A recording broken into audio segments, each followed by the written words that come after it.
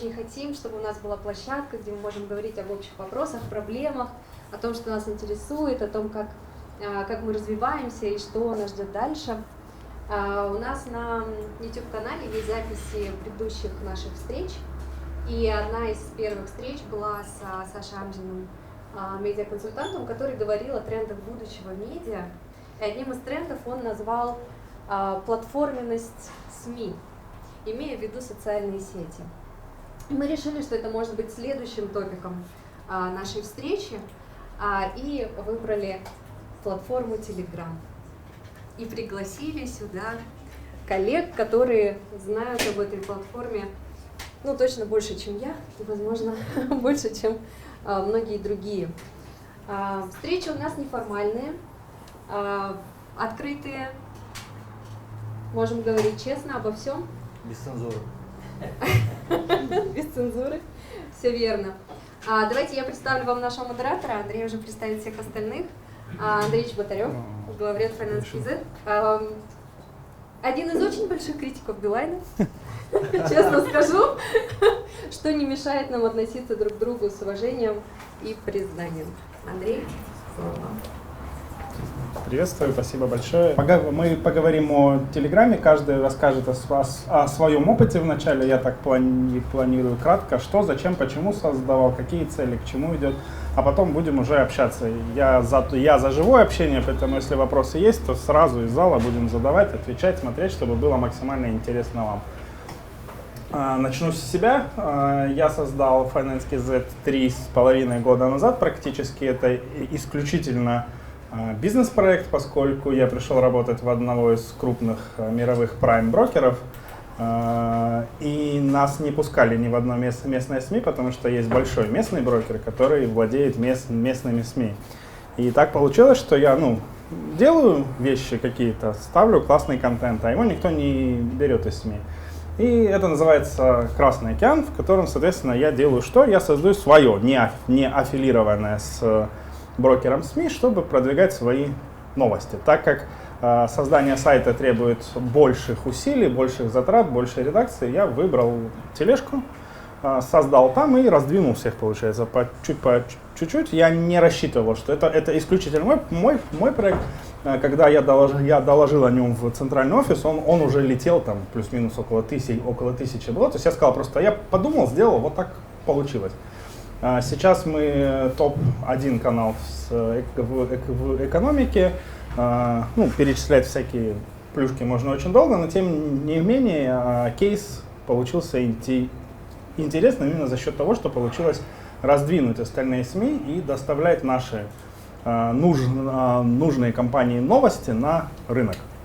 Поэтому у меня был исключительно бизнес-интерес, я заводил его не как там хобби, не как какое-то свободное от работы время, это была работа. Собственно, она ей и остается.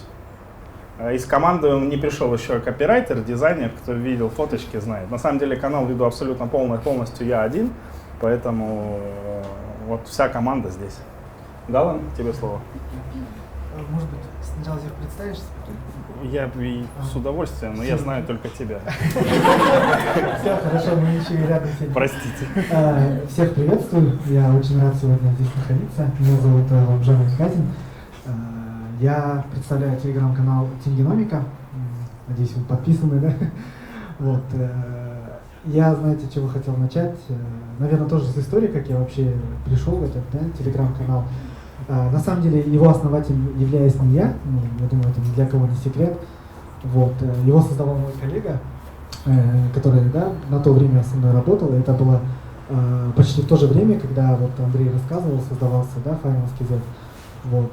И он тоже был, наверное, частью работы, потому что у нас, я сам работаю на данный момент в IRC, это консалтинговая компания, частная казахстанская, вот, где мы именно по вопросам экономики, макроэкономики, стратегического консалтинга работаем. И, соответственно, мы тоже подумали, что как бы нам продвигать свое видение, как бы высказывать свое мнение относительно происходящих экономических процессов в Казахстане.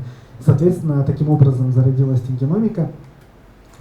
Вот, и наравне, наверное, сейчас без преувеличения, это вот наряду с Finance KZ, наверное, из топовых каналов именно на своем сегменте. Вот, и мы никак не претендуем, да, там, да, на всеобъемлющие, да, темы, и поэтому для нас очень крайне важно вот оставаться, да, там, скажем, в своем реалме, и поэтому для нас это очень важно. Вот, сам же я являюсь больше, наверное, продолжателем дела того, что начал автор, да, Тенгиномики Олжас Тулеев в свое время. Вот, и после того, как он уже ушел, он полностью передал канал мне, и как бы я уже дальше занялся сам продвижением, созданием контента и прочее. Вот. Сложность, конечно, была на первом этапе, это, наверное, оставаться, да, на такой же высокой планке, потому что вы сами понимаете, что те, кто читает Тенгиномика, знают, что одной из особенностей канала является то, что мы стараемся не предоставлять, да, там, условно, копии просто делать информации, пытаемся дать какую-то свою аналитическую, да, выкладку. И, наверное, это отличает Тенгиномику от других телеграм-каналов тем, что мы стараемся максимально дать какой-то аддон к той информации, которую, да, обрабатываем. Потому что, наверное, очень важно предоставлять свою точку зрения, да, причем обосновывая это как статистическими данными, да, своими наблюдениями, да, точнее, подкрепляя же его своими знаниями, да, в экономике, макроэкономике. Вот, что еще хочется добавить здесь. Вот, и, ну, про ведение, наверное, немножко расскажу. Я думаю, многим интересно, наверное, кто задумывается о том, чтобы завести свой телеграм-канал, да, насколько это вообще сложно, насколько это занимает очень много времени. Я сразу скажу, для меня это не основная работа, поэтому я, конечно, стараюсь быть активным, да, там, правда, я не делаю очень много постов, если вы заметите, да, это бывает исключительно в крайних случаях, когда у нас есть какой-то такой бешеный информационный фон, да, тогда приходится комментировать, да, объяснять, разъяснять, что происходит, почему это происходит, какие возможные, да, там, факторы объяснения. Но это как не хобби, наверное, а как дополнительная работа, да, идет, поэтому я не назову это своей основной работой. Вот. Что же касается самого, да, своей механики, да, ведения телеграм-канала, это действительно, наверное, многие подтвердят. Здесь есть таким, да, распространенных плюшек, да, с которых можно, да, брать опыт, да, других телеграм-каналов. Здесь в первую очередь, наверное, очень важно, как преподносится информация, а именно картинка, наверное. И вот я тоже стараюсь на телеграм-канале часто прибегать именно с этой точки зрения, то что, конечно, ты пишешь, да, там люди читают, но именно очень важно еще притянуть внимание аудитории именно какой-то картинкой. Вот, у Андрея, наверное, здесь больше опыта, потому что он очень любит вот именно все в картинках, да, преподносить. Вот, и это действительно на самом деле очень эффективно, и, наверное, это то, к чему постепенно сейчас все приходят. Вот, пока что так, наверное, если еще что-то вспомню, да, захочу рассказать, и уже можете задавать вопросы, да, смогу ответить. Ну, всем здравствуйте, я немножко здесь как бы отличаюсь от всех представленных, вот, не только внешним видом, удивляетесь. Да, меня зовут Тимур Бакиев, я с Узбекистана, Ташкент. Вот, мне 37, я всю свою сознательную жизнь занимаюсь маркетингом. Собственно, начинал свою карьеру в Билайне, вот, в Узбекистане, правда. Вот, в Узбекистане, получается, 7 лет назад я первым создал медиа-агентство, которое профессионально занимается продвижением и рекламой в Телеграме. Вот, если вы, наверное, все знаете, в Узбекистане уже достаточно давно Телеграм является №1 социальной сетью. Более того, я как бы настаиваю на том, что Telegram — это социальная сеть уже давно. Вот, есть все абсолютно факторы. Например, в Узбекистане аватарка служит некой лентой для девочек, чтобы показать, что они там купили, где они сейчас. Вот, и когда появилась еще и видео-аватарка, вы, наверное, почему-то в Казахстане не все знают, что можно видео-аватарку делать. Она, когда не развернута, она статична, а когда вы ее открываете, она начинает там двигаться, и, собственно, вот, и еще есть и био, поэтому абсолютно все факторы социальной сети есть. Вот, Узбекистан достаточно долго занимал лидирующие позиции по численности пользователей в Телеграме. Можно сказать, что В Узбекистане Telegram — это основной источник получения информации, общения, заказываем еду, такси, ну, собственно, очень активно пользуемся ботами. Просто в Телеграме боты, вот можно сказать, боты, что-то такое нехорошее, но в Телеграме боты — это как бы инструмент взаимодействия с пользователем, ну, некая программная оболочка. Вот. В Узбекистане, получается, у нас больше 200 каналов медиасети. Мы являемся, точнее, я являюсь управляющим партнером самых крупных телеграм-каналов, таких как Кунус и Дарьё. Я не знаю, вы знаете такие или нет. Вот. Собственно, мы стояли за их развитием. То есть, условно говоря, начинали там с 20-50 тысяч, сейчас там эти каналы почти, ну, 1 миллион, другой 500 000 человек. Поэтому в отношении Телеграма у меня очень большой опыт. Мы реально были первыми во многих очень вопросах. То есть, ну, например, первая рассылка на 500 тысяч уникальных юзеров в Узбекистане была вот совершена нами, дай бог, там 6 лет назад. Вот, поэтому и это был гигантский просто эффект, потому что это была первая такая у нас распродажа в нашем торговом центре, назывался Magic Friday. В Узбекистане Black Friday априори не может быть. Вот. Это такой первый мой большой проект был, когда я пришел на следующий день в этот супермаркет и увидел толпу, и все они шли с моей рекламой в своих телефонах. Я понял, да, Telegram. Вот. А так, честно вам скажу, 6 лет назад многие вертели у виска и называли меня сумасшедшим, даже мои близкие друзья. Вот. Но на самом деле вы сейчас сами видите, что по факту оказывается, что нет. Вот. И все вот эти сейчас ситуации показывают, что Telegram — это, ну, в ближайшей перспективе это социальная сеть номер 1.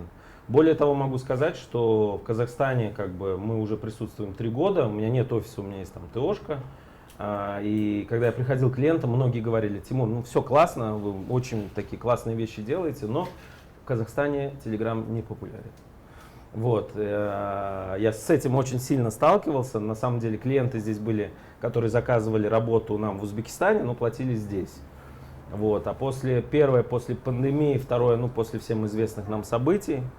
Вот. А еще там и теперь еще и Россия. Вот. Поэтому интерес очень большой. Самое главное, у нас есть большая очень экспертность во всех аспектах, потому что что я сейчас вижу в Казахстане, это то, что у нас было где-то, ну, года 4-5 назад. Собственно, есть очень большой плюс в этом, потому что, например, если вы сейчас в Узбекистане захотите открыть какой-то популярный канал, вам будет это стоить и труда, и денег очень большого. А сейчас в Казахстане есть, ну, прям целые открытые ниши, которые можно забирать, ну, в плане там, например, создания каких-то каналов и действовать. Вот, поэтому с большим удовольствием могу ответить как бы на разные вопросы, которые вас будут интересовать. Вот, в принципе, с технической точки зрения и там с точки зрения, как создавать канал, как его вести, я не занимаюсь редакцией, у меня нет ни одного своего канала. Но у меня есть 200 других каналов в Узбекистане, которые мы развиваем. Плюс уже сейчас мы в Казахстане сотрудничаем с более 60 каналами. И даже уже в России можем активно работать. Ну, например, там, на прошлой неделе мы начали сотрудничать с Ашаном, так для информации небольшой. Вот. Поэтому как бы для Телеграма самое время. С большим удовольствием отвечу на разные вопросы, поделюсь чем смогу. Спасибо. Всем здравствуйте, меня зовут Марвлан. Спасибо компании Билайн и Валерий, что меня пригласили. Сайт ZTB.KZ, наверное, вы знаете, я основатель этого проекта. Нам уже как бы 10 лет. Я извиняюсь, можно я сниму сторис, да, для своего видео? Я хочу аудиторию снять. Я вам хочу рассказать, откуда на Беларусь готовилось нападение. Вы принесли карту? Карту принес. Все. Очень приятно, меня зовут Марвлан, но как бы сегодня тематика о Телеграме, нам как бы также 3 года, у меня один проект, но у меня нету, конечно, там 200 проектов, да, как отметили, в Казахстане не особо популярен Телеграм, только развивается у нас как бы Инстаграм, Фейсбук более популярен, но в Телеграме также 3 года, а самому проекту где-то 10 лет, ЗТБ, в команде у нас примерно 10 человек, как бы Инстаграме 2 человека, Телеграме 2 человека, ВК, как бы и Facebook, все развиваем. Вот. В 2011 году я создал ЗТБ, я учился еще в экономическом университете имени Тура Рыскулова на нархозе. И я был как бы учеником 4-го курса. Я никогда там не учился на журналистике. Как бы у меня началось проект хобби социальной сети ВК. Проект назывался «За тебя, Баке». Вы знаете, да? До 2015 года мы развивали как бы более такой карикатура, сарказм. В 2015 году мы сделали ребрендинг. Как так, люди моей команды ушли создавать проект Holo News. Они ушли, потом я создал новую команду. В 2015 мы сделали ребрендинг, но Telegram, честно говоря, для меня как бы проект мы делали параллельно. У нас номер 1 был в основном Instagram, ЗТБ видео, ЗТБ KZ, Facebook и ВК. Telegram мы просто публиковали то, что у нас контент именно с Instagram или с Facebook. Вот. Но параллельно занимались Телеграмом, да, и мы поняли как бы тренд Телеграма, да, но все равно на фоне Инстаграма и Фейсбука, да, Телеграм у нас чуть-чуть более политизированный. 80-90 проектов у нас как бы так, это какие-то там кадровые перестановки, там политика, там, но все равно у нас Телеграм, знаете, многие Телеграм-каналы в Казахстане начали развиваться, наверное, с января. Как бы у нас когда произошли митинги, да, все равно многие начали читать Телеграм. Вот. Надеюсь, еще раз на будущий вопрос ваш отвечу, да. Ну, так, такая история, кому интересно, можете прочитать у нас в Википедии. Вот. У нас как бы охват, день, наверное, общий, наверное, из социальной сети, 200-300 тысяч. Ну, Телеграм у нас где-то 150 тысяч, на средний охват 30-40 тысяч. Вот, спасибо. Мы сами пользуемся вашими площадками. Хочу отметить ЗТБ One Love. Всем добрый день, друзья, коллеги. Меня зовут Руслан Исмаилов. Я представляю медиахолдинг Atomic Business, являюсь директором по развитию. И еще очень много у меня здесь должностей. Вот, ну, если говорить в целом о нашем медиахолдинге, кто не знает, да, это первый в Казахстане бизнес-телеканал Atomic Business, информационное агентство InBusiness KZ. Ну и с недавних пор я сам стал за собой замечать, что мы стали социальные сети позиционировать как-то отдельно. То есть, когда я говорю, что у нас есть телеканал, есть информационное агентство, я еще и говорю, что у нас есть социальные сети, где присутствует отдельная редакция, которая генерит отдельный контент, не связанный, ну точнее не совсем не связанный, не полностью не связанный, но все равно отдельно генерит контент для социальных сетей. Телеграм-канал мы начали развивать около 3 лет назад, в принципе тогда, когда это было нужно, когда это было в тренде. Вот. Мы далеко не ушли от своей ниши, все-таки деловые новости это наш конек, но мы понимали, что нужно их разбавлять социалкой, нужно их разбавлять с развлекательным каким-то контентом, и, соответственно, такого рода контент тоже присутствует. В Телеграм-канале у нас 2 человека, которые генерят весь этот контент, 2 канала, казахский Телеграм-канал и русский Телеграм-канал. Но хочу отметить, что Телеграм-канал с казахским контентом, хоть там и меньше подписчиков, но он стреляет лучше, чем русский. Казахоязычная аудитория нуждается в казахском контенте, в аналитическом контенте. Но в Телеграме хочу сказать, что мы не делаем упор именно на аналитику. Все-таки Телеграм-канал это та площадка, где цензура не приветствуется, да? То есть там можно говорить свободно на своем языке, и даже такие официальные СМИ, как мы, могут самопроявляться вот, без цензуры.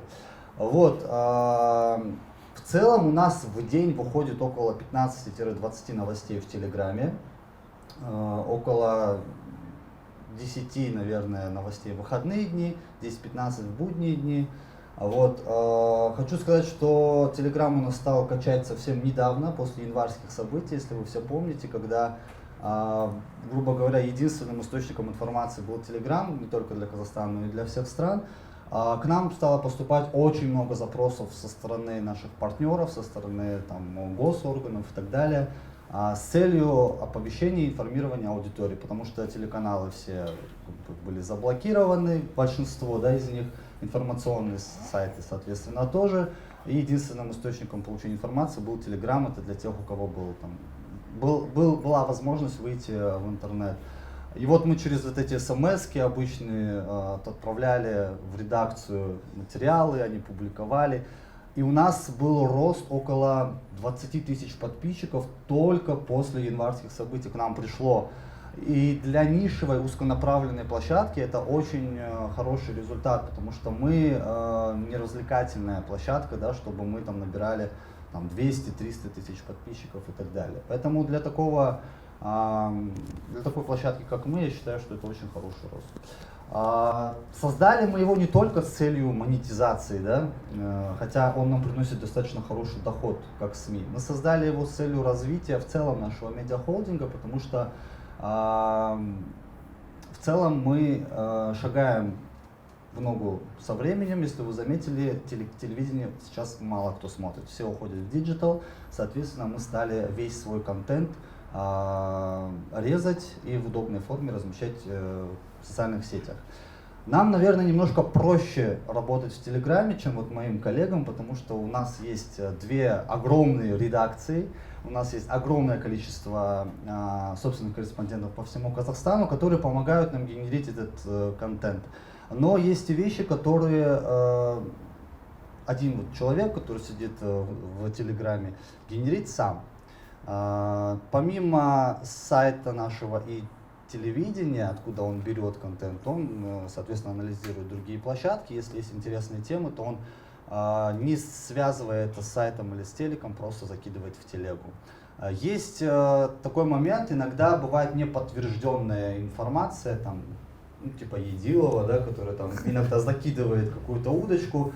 И мы с очень большим риском берем эту информацию, публикуем ее у себя в Телеграме в своем формате. И, конечно же, если даже вдруг происходит какое-то опровержение, в Телеграме не страшно откорректировать и сказать, что, ребята, извините, все нормально. Что чревато для телевидения, да, и для официальных информационных агентств. Вот. Если будут какие-то вопросы, я отвечу, потому что в голове очень много мыслей. Касательно Телеграма ничего больше сказать не могу. Задавайте вопросы, я с удовольствием на них отвечу. У меня первый вопрос, потом аудитория. Можете? Так, да. Наверное, без микрофона? Да, или не знаю. У нас... Лучше микрофон, наверное. Окей. Прибыльный слышал. Если не секрет, сколько? Могу о себе сначала сказать. Нет, я могу ответить. Мы не Окей. стесняемся своих цен. Я вот буквально 10 минут назад Гульмире, кажется, рассказывал, почему, да, вот Гульмир рассказывал, почему мы установили определенную цену на телеграм-канал.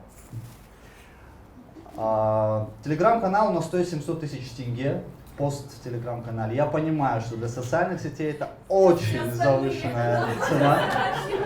Но Нормально, у молодец. нас около 75 тысяч подписчиков. Но я объясню, почему эта цена была сформирована. Позвонишь? Мы обговорим это отдельно. Прайс на самом деле, вообще ценообразование в социальных сетях у нас формировалось изначально не с целью максимизации монетизации, да, а на телеграм-канал мы установили такую цену исключительно в имиджевых целях. То есть мы не были нацелены на большой поток рекламодателей, мы вообще не планировали на нем много зарабатывать и вообще зарабатывать на нем. Для нас это была площадка для развития, чтобы как-то свой контент генерить, развивать свою аудиторию, получать там больше охватов и предлагать своим партнерам еще больше каких-то там площадок, соответственно, еще больше охвата, да. Мы установили такую цену с целью, наверное, поднятия своего имиджа. То есть, если мы продаемся дорого, чтобы все это понимали. И если мы продаемся дорого, значит, мы уверены в своей аудитории, да? В качественной своей аудитории. Но Маргулан прав, мы продаемся, и спрос на самом деле, даже несмотря на такую высокую цену, есть.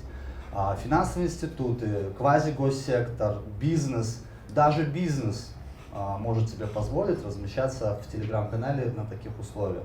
Поэтому, дорогие коллеги, рекомендую вам пересмотреть свое ценообразование. Можно вопрос? Вот примерно за месяц сколько у вас рекламодателей? Ну, примерно. В среднем. А в Телеграме или вообще? В Телеграме. Я сейчас посчитаю. Честно, прям ответить даже примерно не Ну, вот могу, это. но я думаю, Ну, вот их это. немного, ну, 5-6 однозначно, и до них еще где-то клиентов 10 обращаются с запросом и просто уходят. У нас Но- клиентов 10. Но те, кто уходят, у нас есть другие решения для них, которые не менее эффективны. Вот у нас есть информационное агентство, у нас есть другие сайты, другие социальные сети, у нас есть Инстаграм, такой же на 2 языках, на инбизнесе отдельно, на Атомикене отдельно, там тоже очень хорошая аудитория, там достаточно много подписчиков, но, к сожалению, мы не можем там как бы гарантировать определенное количество просмотров, потому что в Телеграме все равно это как-то лучше стреляет, я не знаю почему. В Телеграме у нас один пост набирает там около, ну в среднем, да, где-то 30 тысяч просмотров, что для информационных сайтов, да, официальных, это просто нереальный результат, и, конечно же, они за такой результат просят Да, 300, примерно 500 такую у вас же тысяч. цену. Так, дальше. Вопросы? Да. Ну, такой же вопрос ко всем же был. Это ко всем, да? Не, вообще, я это сразу скажу, да, вот у нас реклама стоит 150 тысяч тенге, да? Как бы. Но у нас, знаете, наверное, день 10 запросов также уходит, но у нас не каждый день реклама, да, у нас, ну, примерно, скажем, ну, через день. И то мы выбираем рекламу, да, например, ставки мы не берем. 1xbet, скажем, мы не берем. Хотя они каждый день пишут, там, нативная реклама, то все. Там, не знаю, там, фотки в купальниках, там тоже не берем, это ущербу, да, как бы. Алкоголь тоже не берем. Но в основном, бывают такие, в основном, вот, знаете, вот, СМИ, да, политизированы, да, у нас, бывают какие-то судебные разбирательства. Вот мы брали, я не буду скрывать. Потом та сторона выйдет, да, эта сторона, какие-то заказухи, да. Они как-то вот округляют рекламу, да, вот когда вот заказы вот. Мы это тоже не берем, судебные разбирательства. Это, видите, заказов много. Вот, а так, готовы сотрудничать, да, но как бы так. Но ЗТБ, я вам так скажу, это независимый проект, там разные разговоры, там провластные, там кому-то там принадлежит, это, то все. Я вам могу всю историю рассказать, как бы. Любой, когда вопрос задаешь СМИ, да, откуда спонсируется, да, как бы многие начинают тормозить, да. У нас в команде 10 человек, мы зарабатываем на коммерческой рекламе, и все. Никакого госзаказа, ничего такого нет. Как бы так. Спасибо. Надеюсь, развернуто ответил. Да. Так, ну этот вопрос ко мне не совсем правильный. Да, То но есть просто, я могу... когда мы хвастаемся 30-50 тысяч просмотров, я так понимаю, у коллеги 300-500 тысяч. поэтому- Не-не-не, я В могу среднем. показать посты, где, ну смотрите, в среднем, я имею в первый- виду, ну, по нишам. мы можем за 24 часа сделать около 4 миллионов просмотров. Мы все встали и ушли. За 24 часа. Вот. Но это реально, я готов это показать, то есть абсолютно спокойно. В Узбекистане у меня есть возможность, например, публиковаться хоть на 100 каналах в одно время, ну, условно, там, в 3 часа дня. Вот представьте, Автоматизировано? да, у нас есть специальный бот. Если говорить о стоимости, я можно это умолчу, потому что это коммерческая тайна. Все открыты? Вот. говорите? Ну смотрите, если мы Средний говорим, по- давайте так, если мы говорим по- про Узбекистан, В стране значит, же вы знаете, сколько там? Ну, условно, канал на 150 тысяч стоит столько-то у вас. ну смотрите, самый дорогой канал в Узбекистане, и давайте так, я буду говорить в долларах, потому что я не с тенге Да, не у очень меня дружу тоже. пока что. Значит, самый, да, тенге. Если говорить по стоимости, самый дорогой канал у нас стоит $1000, один выход. Но он такой, он намного выше, ну где-то в половину выше остальных. Это самый большой новостной ресурс. Да, абсолютно верно. Если мы говорим про мой объем, ну в Узбекистане ежедневно мы выпускаем где-то около 300 разных реклам. То есть это в день. В Казахстане, понятно, такой штуки нет. Более того, если мы говорим про просмотры, охваты и так далее, то если мы говорим о медиабизнесе, то для нас не важен канал, ну то есть сколько там подписчиков. Нам очень важен какой там актив. Вот я вас тоже всех рекомендую на этот момент смотреть. То есть, когда мне канал говорит, слушай, у меня 1 миллион подписчиков, я в первую очередь смотрю, а сколько просмотров набирает пост за 24 часа. Потому что, ну, в Узбекистане мы сталкивались со всем, то есть, может быть, канал 1 миллион человек, а актив там может быть, ну, 20-30 тысяч человек. Вот, Иран этим очень балуется, кстати. И, собственно, я прекрасно понимаю, что мне этот канал с коммерческой точки зрения не интересен от слова совсем. То есть количеством подписчиков меня не удивить. Мне очень важен актив. Хороший актив, я вам могу по опыту сказать, что начинается где-то от 20%. Вот если на канале 20% актив, это считается живой, хороший канал. Вот, собственно, месячный, ну, среднемесячный оборот, давайте так, я вам скажу, это не прибыль, это наш оборот. Ну, больше 100 тысяч долларов в среднем, это ежемесячный оборот. Вот. Да, это только Узбекистан, мы не говорим про Казахстан, мы не говорим про Россию. Ну, вот как-то так. А почему так мало? Вот у меня вопрос. Я сталкивался и пытался там делать Finance UZ, условно говоря, в какое-то время. Понял, что мне нужен местный на узбекском языке, потому что русский не взлетит, и бросил это дело. Но я действительно несколько реклам покупал, там не на очень больших каналах, и видел, что там очень низкие цены, реально. То есть то, что вы говорите, штука баксов за самый большой канал, ну вот, не самый большой канал сидит, и вот там в конце. У меня есть сразу ответ. Это телевидение, господа. Нет, окей, они да. Телеграм для них, я прошу прощения, как вас зовут? Меня Руслан зовут. Руслан, очень приятно. Он сразу же сказал, что Телеграм это больше имиджевая вещь, и цена была придумана имиджевая, ну, грубо говоря, от балды, чтобы там не было много рекламы и людей не беспокоили. Ну окей, сейчас мы будем отвечать, у нас тоже будут цены. Почему так низко? В Узбекистане реально очень дешево. А я вам объясню почему. Смотрите, здесь мы должны с вами исходить из исторической специфики развития Телеграма. Значит, Telegram в Узбекистане стал популярным, потому что в определенный момент, конкретно 6 лет назад, для узбекоговорящих пользователей образовался очень интересный момент. Они все находились в информационном вакууме. То есть, по факту, информацию, так как они русский не понимают, да, сейчас в Узбекистане 90% людей очень слабо, то есть только 10% понимает русский язык. И получается, что узбекоговорящим пользователям информацию было просто негде находить. И очень быстро эту нишу стали заполнять телеграм-каналы. У нас очень большая конкуренция, и, соответственно, если ты поставишь, если ты живешь только от телеграма, то ты не можешь себе позволить за какие-то космические цены продаваться. Это первый аспект. Второй аспект: 90% каналов принадлежит частным лицам, админам. Это простые ребята, обычно молодые, которые за счет телеграмма кормят свою семью. Вот, наверное, мой ответ. Конечно. Какое количество популярных телеграм-каналов? Ну, смотрите. Моя система взаимодействует с 200 каналами. С 200. И это еще не есть. Это, конечно. И если мы говорим о популярных самых, это закон Парето, он везде соблюдается, 80/20. Вот. И очень большое количество каналов по интересам разным. Ну, то есть, вот так. Вот. Остались мы, потом будем контент обсуждать. Да, Я думаю, деньги всем интересно, поэтому мы начали именно с этого. Деньги. Это реально очень интересный вопрос, по идее. Вот с чего я хотел бы начать. Здесь, конечно, рассказывали про, наверное, те случаи, да, когда ты продаешь, тебе приходит рекламодатель, вот, говорит, разово хочу разместиться. Но я лично здесь нашел еще немножко другой такой подход, наверное, более интересный для меня, потому что есть еще момент, когда ты можешь продавать объем. То есть тебе этот клиент, к примеру, он не разово приходит, покупает, да, одну рекламу.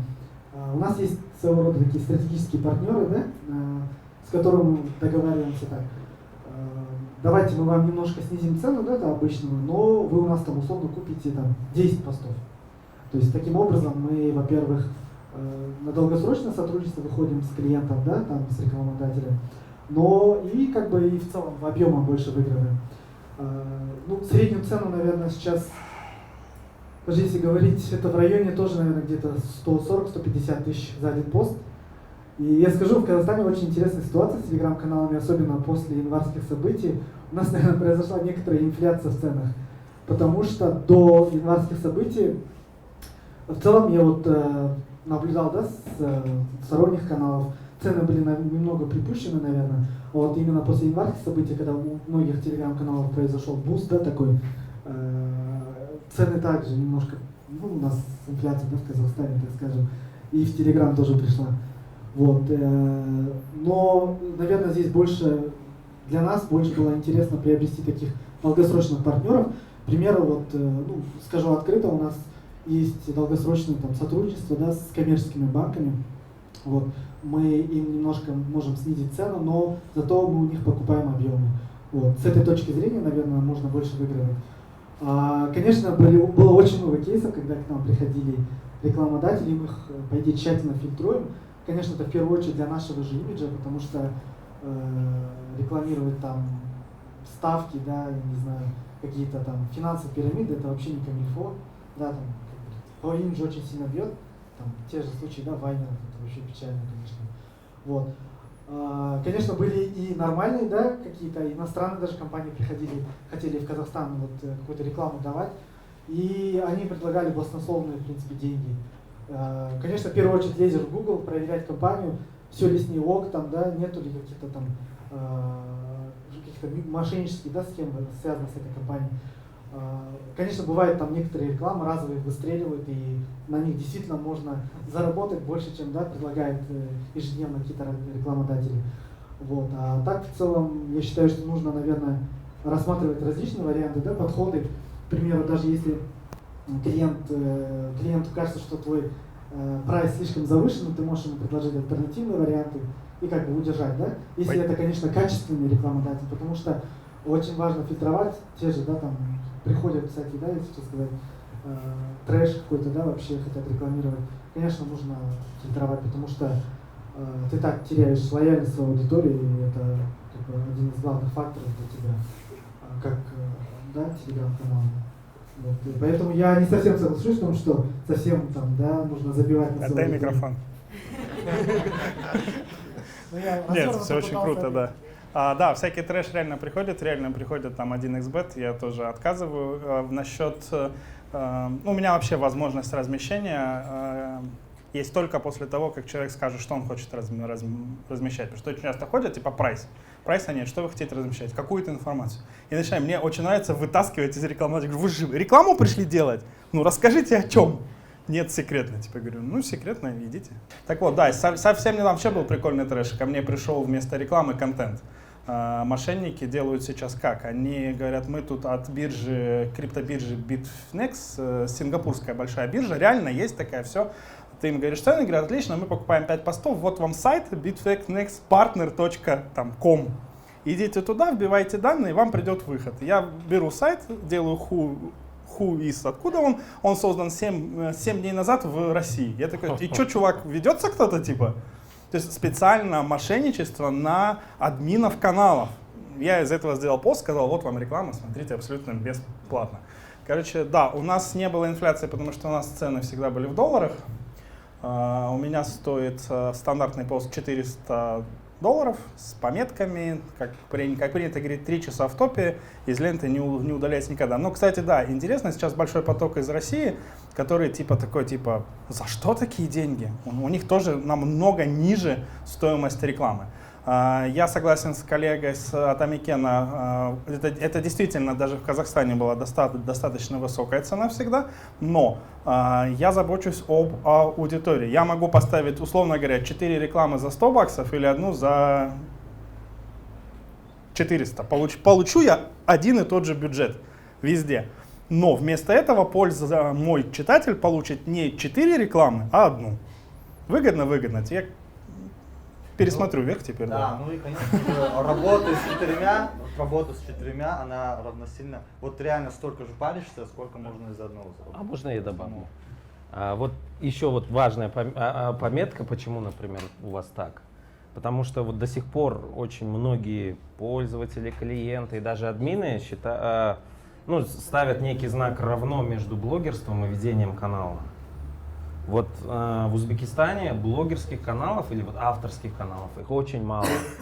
То есть, соответственно, за каждым каналом стоит там некая там, или редакция, или там несколько человек, которые не выдвигают свою, не общаются, ну, ведут свою работу с пользователем с позиции немножко другой. И поэтому, например, когда блогер, да, блогер, я там, у меня может быть там 10 тысяч человек, я хочу там $100 000 за это. И вы абсолютно спокойны, ваша позиция мне абсолютно понятна, ясна, да, конечно. Вот, но с позиции, если мы говорим о безличного ресурса, к которому относится ЗТБ в том числе, эта позиция абсолютно другая. С Атамикеном совсем другая ситуация, потому что я прекрасно понимаю, что телевизор — это основной кач, ну, то есть... Да, у них постоянно есть денег. типа «пройдите опрос Да. у нас на канале». А я еще вам там скажу, вот то, что вы сейчас рассказываете, мы тоже через это проходили. Например, Кунус год назад стоил $1500, но потом мы решили снизить. Почему? Потому что, ну, наоборот, спрос стал падать, а вопрос с количеством реклам решается очень просто. Мы вводим, ну, то есть для Казахстана это вообще пока этой проблемы нет от слова совсем. На топовых каналах мы просто выставили рекламные окна. То есть, условно говоря, в Кунузе вы можете выпустить 3 рекламы в день в определенное время. Потому что мы года 4 назад столкнулись с тем, что у нас просто стояла очередь там, из 12-13 рекламодателей в день. И, соответственно, мы видели, что да, слушайте, дофига это рекламы. нереально. Соответственно, мы подняли цены и ввели окна. Вот, окна у нас выкупаются на месяц вперед, абсолютно спокойно, и таким образом у нас получается поймать баланс между количеством рекламы, то, что юзера не перекармливать, да, этим всем, ну и, соответственно, зарабатывать. Ну, еще вы должны понимать, что, например, тот же там Кунус или Дарьё, это 60 человек редакция, которую нужно кормить. Вот, и, соответственно, вопрос... Плавно переходим к контенту. Можно Конечно. вопрос?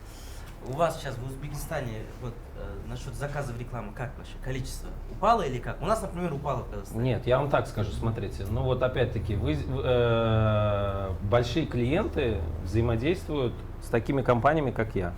Потому что, ну просто выпустить рекламу у 10 блогеров, это та еще себе задачка.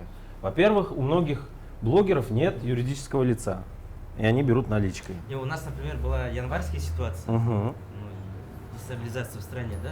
Потом Украина, да, начался. Потом у рекламодателей у нас уменьшились, честно. Нет, в Узбекистане этого нет. Ну, во-первых, как видите, у вас цены высокие, это первый. У нас и количество меньше. Второй момент, я вам могу конкретно сказать, что большой клиент, ну, то есть вы сидите и ждете рыбку, а такой, как я, действует по-другому. Я беру там, грубо говоря, как это... Кейс. Нет, не кейс, а как это, рыбку ловят, когда ныряют за ней. Не удочка, а... Да. Гарпун. Гарпун, вот, абсолютно верно. Я ныряю и ищу клиентов больших, понимаете? И мне, ну, как я уже сказал, там один канал, какой бы он замечательный, классный не был, для моего клиента он один не интересен, потому что я могу сделать 1 000 000 просмотров, а один канал может всего лишь сделать 30 000. Вот, поэтому в Узбекистане у нас напрямую каналы практически не торгуют. Вот. Вопрос по контенту. Чем занимается 60 человек в редакции канала? Так, смотрите, значит, это я говорил про Кунус и Дарьё. Да, ну самые крупные, я понимаю. Да, Кунус и Дарьё по своему формату это дайджесты новостные. Значит, у них очень большой объем переводной информации, так и местной информации, так и есть еще и журналисты. Они ведут сайт, они ведут YouTube, они ведут Instagram. Все, кроме канала там еще. Абсолютно верно. У сайта это новостные серьезные дайджесты со своими разделами, международные новости и так далее. Задача номер 1, когда новость пошла, в течение минуты, 2-5 должна быть информация. Более того, и Кун и Дарьё работают в 2 смены. Потому что есть дневная смена, есть ночная смена. Есть отдельно, ну, на канал каждый ведет где-то около 5 человек. В среднем, то есть это те люди, которые отвечают по тематикам, сокращению публикаций быстрой новости. Знаете, в Узбекистане Telegram это телевизор. И если ты с новостью опоздал на 10 минут, она уже в остальных каналах вышла, все, ты считай уже за бортом. Так же у нас в Инстаграме. Ну, да. Поэтому в этом отношении вот так. Ты делаешь один. У вас двое, да? Пишут? Нет, если у вас один, я помню. Подождите, если говорить о конкретно Телеграме, то, скорее всего, в Кунузе тоже там 1-2 человека. Нет, я сказал 5. 5 человек Да. только на 2 человека. Телеграме. Да, сидят, да. И потом, если делать в Казахстане тоже примерно такого бота, я извиняюсь, это бот же, ваш Нет, бот это канал. автоматизированный, Бот который это все принимает и распределяет. не совсем так. Ну окей, если даже в Казахстане сделать то же самое, я думаю, мы тоже сможем за 24 часа на 100 площадках набрать там, несколько миллионов просмотров. Или Несколько всё-таки миллионов нет? не наберете. Пока нет, я считаю. Я могу показать, сколько мы набирали. Максимальное количество было 1 миллион. 1 миллион, это сколько Да. площадок? Больше 50. Больше 50, грубо говоря, миллион разделить на 50, это Но это было еще сколько? до январских событий. 200. миллион 50 разделить. 20 тысяч. 200 тысяч. На То 50. есть 200 тысяч один канал в среднем набирает. Это очень 5 разные площадок. цифры. 200 тысяч. Короче, Читайте Finance, у нас математика я приветствуется. Нет. 20 тысяч. Да, абсолютно верно. 20 тысяч же как бы. Нет, Вопросы 20 из зала. достаточно реальная цифра. Да, вопросы из зала. Давайте. Самые животрепещущие темы рекламы мы обсудили, прайсы свои сказали, да. У всех есть обратная связь. Все пишут, все уже. Да, все пишется. Эпоха анонимности прошла. Вопросы, да? Сколько стоит разработать бота в Узбекистане, вот подобного, который рассылает сообщения? Давайте я отвечу на этот вопрос. Да, Да. Иван Глущенко, блогер, маркетолог. Смотрите, это такой, то есть сам бот, во-первых, если мы говорим про боты, их очень много. Мы больше 300 уже разных систем создали в Телеграме, то есть так как у нас просто не было выхода. Про то системное программное решение, о котором я говорил, это мое личное решение, которое, это мой инструмент. То есть бота такого создать не проблема, но основной вопрос в том, что договориться с каналом, чтобы он его сделал админом, чтобы он там выпускал рекламу, понимаете, это в большей степени часть договорная. То есть в Казахстане, например, мы эту систему не включаем, потому что мы абсолютно спокойно обходимся без нее. Но вы опять-таки должны понимать, то есть вы, хотите быть медиа-агентством, вы хотите там для каких-то своих личных целей это что-то делать. То есть если мы говорим о наборе подписчиков, это совсем другая история. Если мы говорим с коммерческой точки зрения, это мой инструмент, который позволяет мне, так сказать, быстро коммуницировать. Но это не та штука, по которой, из-за которой я зарабатываю. Понимаете? То есть я зарабатываю из-за того, что я коммуницирую с большим количеством больших корпоративных клиентов, и то, что я самый первый в Узбекистане, ну и в том числе в Казахстане, стал приводить больших серьезных клиентов, не разовых каких-то выходов, а вот именно серьезные потоки заводить. Вот и все. И для того, чтобы технически этот вопрос, сделать из этого конвейер, потому что в Узбекистане 300 реклам в день, в ручном режиме, это невозможно. Этот момент возникает только тогда, когда вот у вас такая необходимость есть. Это просто лишь как мое техническое решение, которое мне помогает действовать. Вот и все. Вы занимаетесь медиабайингом. Абсолютно верно. Абсолютно верно. В Узбекистане, например, мы сотрудничаем со всеми международными агентствами. Вот то же самое сейчас я делаю в Казахстане. Вот. Потому что какой бы хороший клиент ни был, как и канал, он один. А у международного агентства их много. Вот и все. Вот. У нас есть решение для того, чтобы это транспарировать дальше. Еще вопрос? Еще один вопрос. Да. Вы Telegram Ads использовали, он доступен в Узбекистане? Вы хорошие вопросы задаете. Я просто в теме, да. Но смотрите, если мы говорим Telegram Ads, первый аспект, на меня, будем так говорить, значит, смотрите, стоимость входа очень большая. Минимальная сумма входа это 2 миллиона евро. Годовой контракт 10 миллионов. А через агентство не пробовали? Через агентство есть инструмент внутренний телеграммовский, когда вы включаете монетизацию канала и вам заплатят 200 евро, и вы можете воспользоваться пробно. Это очень слабый инструмент пока что, потому что в отличие от нас, там есть ограничения в количестве знаков, вы можете рекламировать только переход в телеграм-канал. Что пока для многих моих клиентов это просто нецелесообразно, когда мы ставим видео, текст, 10 ссылок, номер телефона, по которому вы можете позвонить. А там всего лишь там 120 знаков. Я просто читал, что там также появилась по модели CPM. CPM-модель там стоит с самого начала. Первоначальная стоимость была 2 евро за 1000 показов. Сейчас это ограничение опустили до 1 евро, но проверить я пока еще не могу, потому что у меня 2 миллиона евро нет. Я просто видел рекламу российских телеграм-каналов через спонсоров. Вы видели, 40 тысяч подписчиков. вы правильно все видели. Сомневаюсь, Смотрите, они вы тоже можете стать туда, вы тоже можете сделать свою рекламу. Я же вам говорю, откройте платный закрытый канал. Сейчас, дай бог. Есть внутренний телеграммовский бот. Он называется... Сейчас я вам вспомню, скажу. В общем, он направлен на развитие контента в Телеграме. Вы открываете платный закрытый канал. Вам за месяц, если люди заплатят 200 евро, оплата же идет через Телеграм, вам открывается возможность свой каналчик порекламировать на энное количество каналов и показов. Абсолютно это бесплатно. обмен, как в YouTube-каналах. Я вспомню, вам назову этот бот, как он называется. Вот, то есть эта возможность есть. Но пока инструмент, значит, это было сделано, могу вам так сказать, поменяться может быть все что угодно, но сейчас я четко понимаю, что даже, вот, например, я со своими возможностями могу найти инвестора, который мне даст 10 миллионов евро. Реально. Но я четко понимаю, для того, чтобы на 10 миллионов евро продать, ни Узбекистана, ни Казахстана не хватит. Причем, если я обойду всех. Вот. Соответственно, это, во-первых, очень большие риски, во-вторых, вы должны знать, что из 10 миллионов евро 1 миллион всегда остается в резерве, если вы 10 миллионов не продаете, миллион сгорает.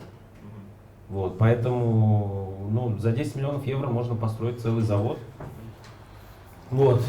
Из там блогеров. какой-нибудь колбасы. Вот, и продавать. Мир ржачный. Да, ну и вот, соответственно, вот так. Да, можно, пожалуйста. Даниил Кнапин, закон ГЗ. У меня здесь больше вопрос, наверное, будет к Руслану. А почему вы там сидите? Закон больше всех нас. Такой вопрос. Дело в том, что у вас есть ниша своя, экономика. Вы найдете своего читателя. А как, допустим, даже если не закон ГЗ, допустим, я хочу открыть свое СМИ, вести его в телеге, хочешь или не хочешь, я буду писать про какие-то общественно-политические темы и события. Вот таких каналов у нас в Казахстане вот столько. Я вот сейчас сижу, у меня там помимо казахстанских еще ТАСС, РИА Новости, 5-10, это миллиард чатов. И если я не ошибаюсь, по-моему, если я не вру, вроде бы Амтин про это говорил, что зачем рядовому пользователю большое количество там, вот этих уведомлений, 50 тысяч новостей в телегах. Что можно сделать для того, чтобы вести общественно-политическую телеграм, допустим, и забрать себе читателя активного, и потом уже развивать дальше телеграм и уже пользоваться теми плюшками, то есть заводить рекламодателей, 5-10. Потому что сейчас их просто... А можно я вначале отвечу? В первую очередь хочу сказать спасибо, что вы перестали брать новости без ссылок, что были проблемы. Да. Второе, и вот я ЗТБ хотел бы в этом смысле похвалить. Единственный способ, который вижу я, это интересная подача. Именно поэтому я изначально оформлял картинки и так далее. Последняя миля, многие знают из телеком-операторов, да, это вот самый последний контент. У вас может быть супер классное оптоволокно, у вас может быть супер классный сервер, но если у вас стоит очень слабый дома Wi-Fi точка старая, то у вас будет очень низкая скорость интернета. Так и здесь. Последняя миля — это вот Finance не делает эксклюзивных новостей. У меня нет эксклюзива, у меня нет на него времени, у меня нет на него сил, у меня нет редакции ни в 5, ни в 60 человек, к сожалению. Если бы, наверное, была, я бы мог делать эксклюзив. Но самое важное в тележке — это подача и вообще везде, потому что люди подписываются на интересную подачу. на красивую картинку, на понятное объяснение. Даже если вы просто берете какую-то новость и объясняете ее или переписываете ее понятным языком. Кстати, вот одна из ниш, там, которых у меня вот коллеги сидят, я знаю, у нас очень, кто лазил на сайт нашего Бюро национальной статистики, он знает, что это мрак. Ну, это госсайт, который очень странный, сложный, непонятный, взрыв мозга. Просто. А в Украине есть очень классный сайт, который берет местное Бюро национальной статистики и делает из них понятные графики. И у них в итоге это новостной сайт, у которого на самом деле я проверял, у него из поиска по этим графикам уже трафика больше, чем на сами новости. Просто потому что люди идут смотреть инфляцию, там, средние зарплаты, ну все, что идут на Бюро национальной статистики, у нас такого нет. Поэтому рэнкинг работает по запросу. В смысле, каждый день выкладывая одну новость. У него нельзя зайти и понять в понятном виде, взять инфляцию за последних там 15 лет. Ну, тем не менее, на эту тему рэнкинг есть. Но это не то. Рэнкинг — это медиа скорее. Не полный аналог, но тем не менее. Поэтому я вот похвалю ЗТБ. Это именно то, что вот у вас тоже эксклюзив, это только то, что вам присылают, насколько я понимаю. Остальное? Берем, да, заголовок, приходит, да. Картинка, интересная подача. Все, люди подписываются на подачу. В последнее время начали... Передам трубку. Мы в последнее время начали наоборот, визуал, там, видео меньше публиковать. Если это какой-то не эксклюзив, там, не знаю, там, Арман Шурай кому-то, там, армян, ну, там, ответил, там, пропагандисту, да. Ну, потому что Telegram, да, знаете, он не как Instagram. Ты не обновляешь его, ты его скачиваешь. И в социальных сетях люди ленивые, да, и они не хотят скачивать 50 мегабайтов, 10 мегабайтов, да. А мы, когда начали там меньше памяти делать, да, скажем, 1 мегабайт, 2 мегабайта, люди это скачивают и потом низким качеством с нашим логотипом публикуют в другие социальные сети. И мы на полной мере публикуем, там, скажем, 50 мегабайтов, да, и люди не скачивают, там охваты маленькие, и мы начали сейчас визуал, там, видео, просто заголовки, текст, заголовки, все, а так охвата больше. Спасибо. Благодарю, коллеги, что вы ответили на вопрос, который был задан мне. Знаете, я, наверное, так отвечу на ваш вопрос, чтобы привлечь какую-то аудиторию на узконаправленную площадку в Телеграме, да, на мой взгляд, тут как это мы, да, делаем, мы стараемся обеспечить своему пользователю какую-то интеграцию его самого в нашем контенте. То есть это какие-то опросы. Нужно сделать так, чтобы пользователь был вовлечен в процесс. Отличный ответ. И когда он вовлечен в процесс, у него возникает привычка читать именно этот контент. Если ему приятно читать этот контент, то он, соответственно, это твой клиент. Мы не гонимся за оперативностью. Это не наш конек однозначно, потому что есть порталы, там, Тенгри News, ЗТБ, наверное, да, и так далее, которые это делают оперативнее. С эксклюзивом чудо не хромает, не про команда. Я не про эксклюзив говорю, нет, не про эксклюзив я говорю про оперативность подачи новостей. То есть у них там субкоры по всему Казахстану. Наша фишка — это аналитика. То есть мы этот контент берем, упаковываем в интересную аналитику и на разных площадках подаем в разном формате. Если говорить конкретно про Telegram, то мы стараемся обеспечить именно интеграцию, не интеграцию, а обеспечить вовлеченность пользователя в Telegram. То есть путем, даже у нас, знаете, вот на ТВ, как Андрей заметил, значит, нас смотрит, это уже хорошо. В рамках... Я не смотрю, я участвую. И участвуете тоже. В рамках наших дневных новостей у нас всплывает QR-код на актуальную тему сегодняшнего выпуска дневного формата, где пользователи сканируют QR-код, переходят в наш телеграм-канал, голосуют, и все в режиме онлайн, соответственно, в эфире телеканала публикуется. В любом случае, всем нам интересно участвовать в этом процессе. И отвечая на ваш вопрос, вот вовлеченность, мне кажется, это самое то, вот, чем можно притянуть и удержать пользователя. А можно я добавлю? Ну вот здесь все как бы вот развернутый ответ, я думаю, вы получили. То есть подача, интерактив и так далее. И то, о чем не сказали, я вам советую обратить внимание еще на комментарии в Телеграме. комментариев. Вот, потому что при вводе комментариев у нас, ну, в Узбекистане есть примеры очень хорошие, когда каналы там совсем небольшие, при правильном использовании комментариев сейчас очень хорошо рулят. Но здесь вы должны понимать, что у вас должен быть отдельный человек, который занимается модерацией комментариев. Вот. Почему? Потому что это продлевает время нахождения человека в канале. Получается, когда он видит новость, есть такие, ну, вы, наверное, даже по себе можете сказать, что есть такие каналы, даже не обязательно Telegram, например, Instagram, куда вы заходите только для того, чтобы почитать комментарии к новости. Вы не смотрите, вы не читаете досконально новость, вы сходу перепрыгиваете в комментарии и их читаете.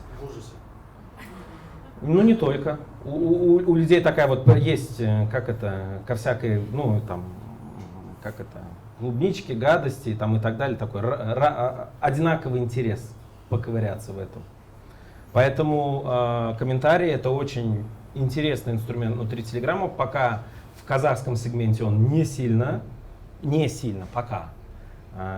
используется, но это очень хороший инструмент для удержания пользователя в Телеграме.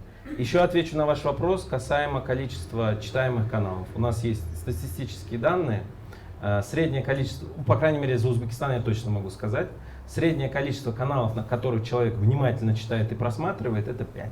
Да, а остальное это беззвучно. Абсолютно верно. Вот, поэтому важная задача стать в пятерочку этих каналов. Вот. Можно вопрос дополнительный Конечно. по поводу комментариев? Продолжая вашу воронку, ну вот, 100% аудитория канала, из них, если 20% активная база, это хорошо. Сколько из этих 20 каналов, по вашему мнению, там, проходит до уровня активного комментирования? Ну, здесь смотрите, я вам прямую корреляцию назвать затрудняюсь, но если из этой 20 у вас будет 1005, то это прям супер. Вот. Дополнение можно? Такое, Конечно. У меня на прошлом месте работы был небольшой спор, то есть я предлагал делать так, вот, опять про комментарии. Люди под постами в Телеграме пишут какие-то свои мнения, и они просто висят в воздухе, то есть никакой обратной связи нет. Если ты отвечаешь, то там же видно, что именно ответил админ. И здесь вот именно такая вот дилемма идет. Либо ты как обезличенная СМИ, в которой ты подаешь новость, а дальше вы уже сами. Либо ты должен ответить, но тогда уже в большей степени там как бы твое личное мнение. Абсолютно правда. Скажу так, если вы говорите от имени канала обезличенно, то лучше комментариями воздержаться. Потому что за любой личностью, я имею в виду от комментариев канала, но если есть личность, у которой может быть свое замыленное мнение, и которое может не совпадать так и с мнением создателей канала, вот, ну, открывайте личный блог и там комментируйте, отвечайте как хотите. Вы там царь и бог. Раскачать, допустим, редакционную телегу комментарий, чтобы они были более активными. Тогда нужно, получается, не с... Зачем? Оставляйте... Нет, оставляйте... Висеть. Ну, по крайней мере, висели. Нет, смотрите, висеть не будет. Вы должны, во-первых, если вы хотите, чтобы люди оставляли комментарии, вы должны оставлять вопросы. То есть момент того, чтобы человек, вот, там, я не знаю, упало дерево на Фурманова, все, или там, упало дерево на Фурманова, там, и подводка к какому-то вопросу. А как вы думаете, там, стоит ли за этим там какой-нибудь там, я не знаю. Лучше молчать дальше. Да. Вот. Поэтому в этом отношении это все зависит от вообще, подытожу, наверное, всех ребят, могу сказать. Телеграм-канал — это такой же СМИ, и что является определяющим для СМИ? Его редакционная политика. Вот редакционная политика — это вопрос номер один перед любым блогером, редакцией. Вы должны понимать, первое, самое важное, почему юзер должен быть с вами. Телеграм, вы сами знаете, это самая живая среда. То есть получается, что отписки там идут при каждом посте, практически. В инсте такого нет. Почему? Потому что вы в личном мессенджере у юзера. И, соответственно, при каждом посте у человека есть, мне кто-то там написал, а это канал, удаляю. Соответственно, исходя из этого, вы должны понимать, Что редакционная политика – это вопрос номер один. Из чего она состоит? Первое. Вы должны ответить на вопрос «почему?». Вы лично, как создатель. Почему человек должен быть со мной? Почему он меня должен читать? И это не потому, что я такой классный, у меня опыт, 3, 5, 10. Это не тот ответ. Это зачем и как. Сразу вам говорю. А именно на вопрос «почему?». Второе, то, что вы должны понимать, это то есть там количество постов, время и так далее, и так далее. Это уже исходя из ответа «почему?». Понимаете? Можно я? Сейчас я быстро идею скажу, потом ты. Я, насколько понимаю, коллеги не отвечают. Это Микен не отвечает в комментах. ЗТБ отвечает, нет? У меня закрыты, Ну, даже вообще, реакции в данный нет. момент мы закрыли комментарии в ЗТБ, Да, там. потому что там спамы, Да, там, да. боты. Нужен ресурс в виде модератора.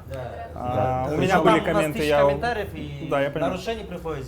У меня есть совет коллеги, на самом деле, потому что у меня достаточно большой опыт работы в редакции, и я хочу сказать, что идеальным вариантом было бы качать личные аккаунты ваших журналистов, которые отвечали бы под своими материалами на комментарии людей. Чтобы у него был формализированный аккаунт, то есть там не собачка, кошечка какая-нибудь и непонятно кто, буковка А чтобы было написано там «Оскар», закон KZ с ссылкой, у него фотка была, и он бы отвечал. Это будет и не авторский ответ, в смысле не ответ от лица канала, а безличный. Это будет личный ответ, потому что на самом деле за каждым контентом стоит журналист, который его писал, готовил и делал. И хорошие журналисты на него отвечают. Насколько я знаю, вы на сайте даже не отвечаете на комменты, да? Там сейчас уже нет такого счета. А уже нету, да? Раньше это был мрак. Знаете, вы говорите, вот отвечать, у нас, знаете, такие вопросы, как будто мы ЦОН, да? Ну, И некоторые люди там... Ну, опять-таки от специфики. Это ваш выбор, да? Ну, знаете, вот, у меня были дискуссия комменты, там. у меня изначально я экспериментировал почти со всем, у меня был чат канала даже, когда я понял, что я на него трачу там около 2-3 часов в день, и он абсолютно ничего не приносит, я его закрыл, то есть для канала он бесполезен. Сейчас комменты есть на закрытом канале, отдельном профессиональном, как элемент плюшки, то есть это плюс в закрытом канале, ты имеешь право общаться с автором авторского канала, где я отвечаю. Это один из плюсов, почему люди подписываются на закрытый канал, потому что на открытом канале ни комментов, ни реакций нет. Комменты, если их не разбирать, это мусор. Реакции объясню, почему нет. Все мы, коллеги не дадут соврать, иногда мы постим достаточно острый контент, а все в тележке можно купить. Реакции тоже можно купить. Поэтому это один из способов обесценения контента, когда автор пишет какую-то свою идею, а кто-то, кто в ней не заинтересован, покупает 100 тысяч, да. И пользователь видит, ага, он написал, но его же аудитория его не принимает. Когда эти штуки нельзя будет покупать, и они будут реальные, ну и плюс у меня не вся аудитория всегда со мной согласна, поэтому этих вещей нету. Но на закрытом канале есть, это элемент плюсов. Сейчас я вопрос вижу, мы сначала Галану дадим, а то мы у него отняли. Только быстро, Галан. Про комментарии хотел добавить. В Тингеномике нету, и проблема здесь уже, в принципе, сказали коллеги. Я хочу добавить, что для этого реально нужен человек, который сидит и модерирует. Возможно, и не один. Да, и не один, потому что, к примеру, я в основном генерирую контент, но у меня вообще нету времени сидеть на каждый комментарий, отвечать или, к примеру, там удалять какой-то контент, где там, не знаю, какой-то трэш, да, рекламируют, или там, не знаю, начинается межнациональный ролик. Вот, к примеру, я знаю несколько каналов, там за нами уже выехали, тот же Алибеков часто выключает комментарии, потому что там начинается полный пипец, если честно. А для этого реально нужен человек, который будет постоянно смотреть, чтобы в комментариях там не творился, да. Плюс, если ты открыл комментарий, будь добр, действительно отвечай. Вот если тебе задают хороший вопрос, а если у тебя времени нету, то как бы смысл их открывать, а потом люди будут как бы раздражены тем, что комментарии открыты, а на них там никто не отвечает, условно говоря. Вот, кстати, я насчет команды хотел быстро добавить. Очень важно, потому что если ты работаешь один, это действительно занимает очень много времени в Телеграме. На самом деле это как, должна расцениваться как работа, вот, как в случае Андрея, да? Потому что у меня бывает контент приходит вообще ниоткуда. На днях, к примеру, про парковки города Астаны, да, мне вообще идею подала бухгалтер. Она говорит, что она недавно оплачивала ужасно высокий, говорит, штраф, говорит, очень много. Говорит. Почему, говорит, парковка, говорит, стоит 100 тенге, а штраф должен стоить там 8-10 тысяч тенге. И как бы я решил рассмотреть этот вопрос, и у меня таким образом появился контент, где я вообще узнал того, что как бы, стоит всем знать, да? Надеюсь, вы прочитали, посмотрели. И действительно, когда ты работаешь один, они, там у тебя сидят 5-6 человек, действительно это занимает очень много времени, и с этим как раз таки связаны некоторые ограничения, да, там нету комментариев, нету реакций, там, да, и прочее. Вопрос был. Тимур, привет еще раз. Ужасно говоришь. Тимур, мне интересует, мог бы проранжировать самые эффективные способы для начинающих, так сказать, СМИ или пускай блогеров, как лучше всего продвигать свой телеграм-канал? Ну, то есть, потому что очень многие сталкиваются с тем, что вот они, сейчас я стану авторский канал вести, Да, и все будет круто. Потом они ведут, больше 100 близких Понял, знакомых, есть никто не контакт. подписывается. Естественно, они думают о том, как бы там туда финансово вложиться, но понятно, и здесь стоят выборы, как лучше это делать, ну как вот топ-3, там, 5 каких-то самых эффективных способов по вашему узбекистанскому опыту. Ну, Дополнение, да, вот просто такой момент. Ваша фишка — это соцсети. Номер один, да. Ну да. Вирального роста нету, да. Очень дорогой. Виральная площадка не Да, растет смотрите, вообще. очень хороший вопрос. Ну, первый ответ, наверное, такой, что это мы прям говорим сейчас, прям вот если мы начинаем с нуля, правильно? У нас нету никакого бэкграунда в плане сайта или еще чего-то, правильно? Телеканалы. Да. Ну, первое, вот самое простое, если у вас есть какой-то, например, уже развитый аккаунт, ну, например, в инсте или там телевизор или еще что-то, можно очень интересно с ним интегрироваться. Потому что, например, многие большие проекты мы именно так начинали. При поддержке, то есть уже какого-то развитого аккаунта в другой сети, в другой сфере абсолютно спокойно. Это может дать первый толчок. Если мы говорим о том, что когда у вас такой штуки нет, значит, первое, что бы я посоветовал использовать в Казахстане, будете смеяться, Инстаграм. Запускаете рекламу в сторисах со свайпом, переходом на канал. Вот. Но здесь стоит вопрос о том, что люди очень слабо переходят между, с одной сети в другую. Но если вы правильную сделаете, ну, так сказать, замануху, то это может дать свой эффект за небольшие деньги. Для того, чтобы там первые какие-то циферки небольшие набрать. Ну, там 1000, 2, 3, то есть уже чтобы почувствовать, что, слушай, что-то я могу. А возможно, это сделать как дополнительным инструментом постоянного использования. Но, значит, это первый вариант, который в Казахстане точно может сработать. Второй вариант, узбекский вам скажу. Вы знаете, что информационные паблики размещают наружную рекламу? Представляете, да? Согласен с вами, но можно сделать диплинк и можно определить, сколько вообще у тебя по парку. Да. Соответственно, кому будет интересно, могу скинуть потом фоточку, там в Ташкенте сфотографирую, и там и сити форматы использую, то есть это светящиеся. Когда ты видишь большой QR-код наполовину там билборда и там название канала, там новости, там тролля-тополя. Это второй инструмент. Третий инструмент. В Узбекистане это называется ВП. Взаимный пиар. Вы собираете таких же мальков, ну простите, прощения за аналогии, как и вы, в одном болотце и начинаете друг другу переливать. Здесь есть минус, потому что вам придется рекламировать чужой канал, а он будет рекламировать вас. И, соответственно, на самом деле, вот именно этот инструмент в Узбекистане первое время, первый год-два, использовался очень активно, вот прям очень-очень-очень. Здесь есть минус, потому что вы там, например, вы пишете про новости, но вам придется рекламировать, например, там канал, ну я не знаю, женского питания какого-нибудь. Вот. И, соответственно, там как в игре, вот вы набираете скиллы, вот у вас 2000, вы можете рекламироваться с 2000. Там, набираете 5000, вот вы можете одинаково там, с 5000 рекламироваться. Но обычно там такой трэш и угар. Ну, вы должны понимать, что кто там выплывет, пока непонятно от слова совсем. Четвертый инструмент пользоваться, ну, такими, как я. Но там вам нужны будут деньги. Причем, как я уже говорил, что мы, ну, наверное, 5-6 крупных проектов таким образом вырастили в партнерской программе. Это возможно. Пятый есть инструмент, который мы будем очень скоро включать в Узбекистане. Мы сделали бот giveaway, вот, который в автоматическом режиме отслеживает все. И если человек подписался на канал, он получает либо денежку сразу, либо возможность выиграть какой-то приз. Вот. А куда денежку получать? На счет телефона. Потому что у вас же есть какие-то поводы раздачи денег, какие-то законы? Нет, законных нет, но, например, там небольшие суммы. Мы очень активно используем реферальную систему, мы очень активно используем плату за подписку. Вот.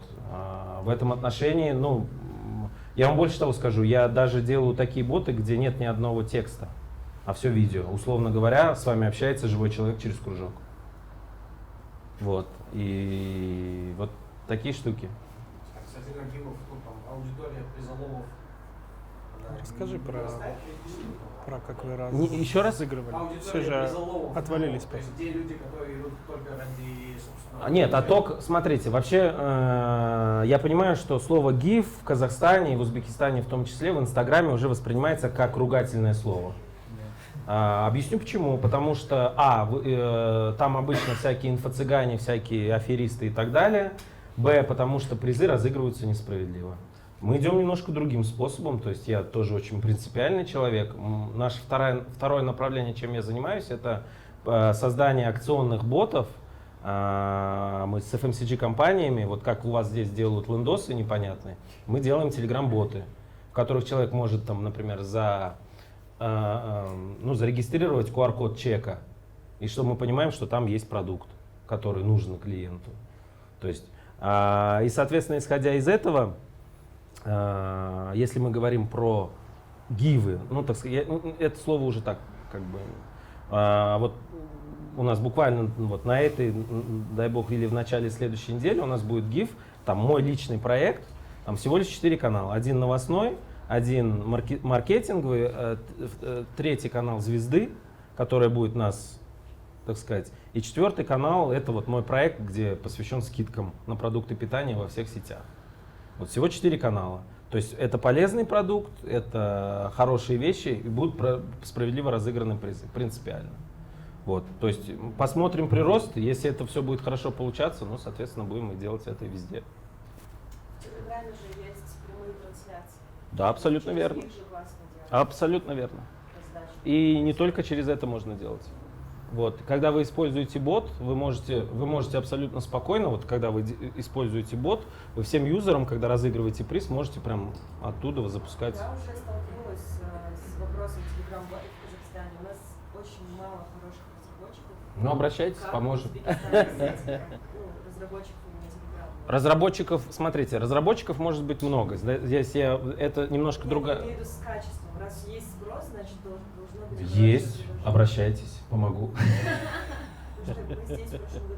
Я знаю. Более того, я вам скажу, что очень часто я сталкиваюсь с тем, что есть ребятки, которые на коленках, на PHP готовы собрать бот, или там любого программиста спросим, говорит: ой, что там бот сделать? Я на PHP его соберу. Я делала именно бот на Узбекистане. Ну, вот, я же говорю, здесь важно вам понимать, что есть Mercedes, есть Запорожец, они обе машины, они обе доставляют с точки А в точку Б, но как они это доставляют, большая разница, поэтому обращайтесь, поможем. Да, здесь я хотел пару комментов сделать. Первое, относительно геев. Действительно, это может быть хороший, да, там мощный инструмент, но он реально очень краткосрочный, и подписчики очень быстро отваливаются, поэтому я бы не сказал, что это такой хороший способ, да, привлечения лояльных, да, так скажем, подписчиков, потому что они у тебя присутствуют до того момента, пока ты не разыграл деньги, после этого, ну, они такие расстроились, вышли, все, короче. Поэтому, если речь идет о привлечении такого лояльного, да, читателя, который будет действительно тебя читать и останется вместе с тобой, да, после того, как подпишется, то, наверное, геймы здесь не самое лучшее сейчас. Вот по личному нашему опыту мы так делали, там 3 канала объединились, разыгрывали деньги. В Телеграме никто не делает. Подписались, Я да, покажу, да, как это но инструментарий. Есть очень... В течение месяца даже не прошло, полностью почти все, которые приходили, отвалились. Поэтому, ну, может, там какая-то конверсия есть, останется, но это не так эффективно. Второе, я хотел про Telegram-боты сказать. По идее, здесь мне кажется, чутка преувеличивают это все. Это не так сложно, можно на питоне спокойно написать Telegram-бот, любым API привязать. К примеру, вот я по своему опыту расскажу. Я для другого Telegram-канала, кто знает Kazakh Trader, я пытался для него сделать бота наподобие Headlines. Вот если вы знаете, в России есть такой чувак Ринат Валеев, может знаете, не знаете. Вот, у него есть крутой телеграм-канал Headlines. Что он делает? Он практически там, да, без сильного лага публикует все новости из мира финансов. Снизу ссылка встает и Headlines просто. Он берет со всех возможных, да, там Bloomberg, Reuters.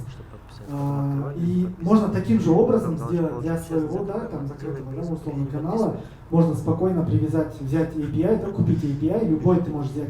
Это не обязательно должен быть Bloomberg, да, ты можешь любой новостной, который по финансовым новостям, к примеру, делает, можешь просто взять API и как бы там несложно настроить бота, который будет через эти API запросы постоянно делать, потом просто их присылать на канал по тому формату, который ты настроишь. То есть я не думаю, что у наших разработчиков с этим очень проблемы возникают. Отвечу, я частично согласен. Просто есть разные боты. Мне нужен был Вот, то есть вы должны понимать, что, например, ну, предположим, мы делаем боты, которые связаны с сайтом налоговой, например. Вот, то есть когда человек отправляет там фотографию QR-код чека, и, да, и, соответственно, смс-шлюз и так далее. Определенные боты, которые там что-то публиковать, отложенное, там, парсинг и так далее. Да, это несложно. И это обычная стандартная штука, на которую обжигаются там куча людей. Но, например, в Узбекистане мы делали бот OLX, который по запросу, вот попробуйте сделать, я посмотрю, как получится это сделать. То есть, ну, это не в контраргументы. Я про то, что есть разные задачи. Есть велосипед двухколесный или там беговел без, а есть там... Щегол. Вот. Нет, я не с этого.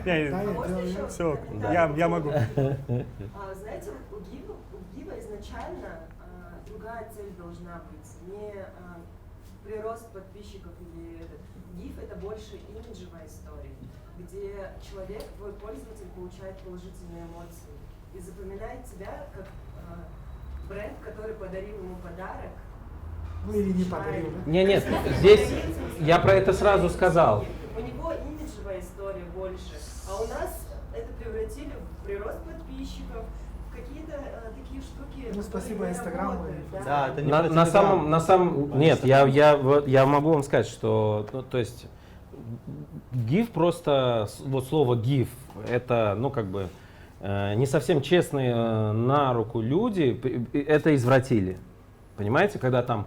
Как рынок Форекс. Форекс — это да, нормальный рынок, только из-за всяких чуваков, которые придумывают бинарные аукционы. Да, сама мысль, она неплохая. Понятно, что любая такая штука обязательно приведет к оттоку. Если вы думаете, что оттока не будет, нет.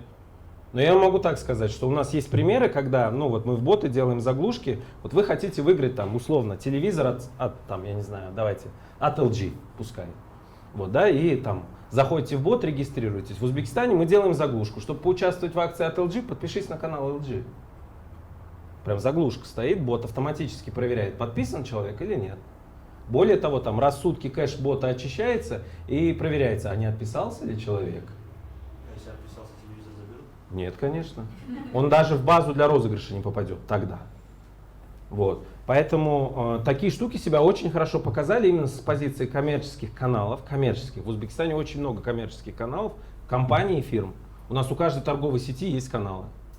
Вот, например. Там корзинка, как ваш Магнум, например.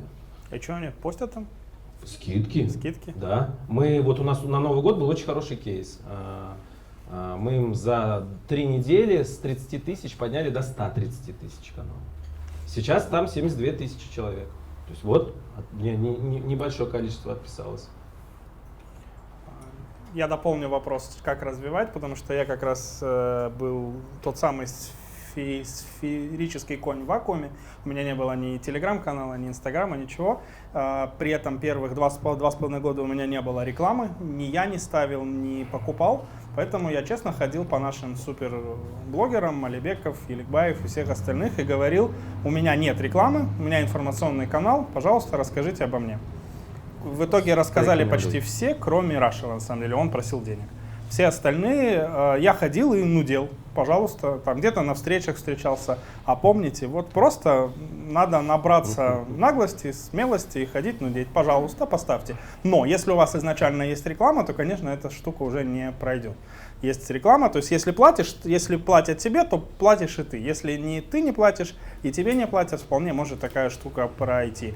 Поэтому основной костяк мне дали вот, собственно, да, Алибеков, Еликбаев и несколько еще было информационных каналов, и получается у меня были информповоды, которые брали крупные СМИ и не всегда ссылаясь, но если их заставить, они ссылались, и получается оттуда тоже шел поток людей.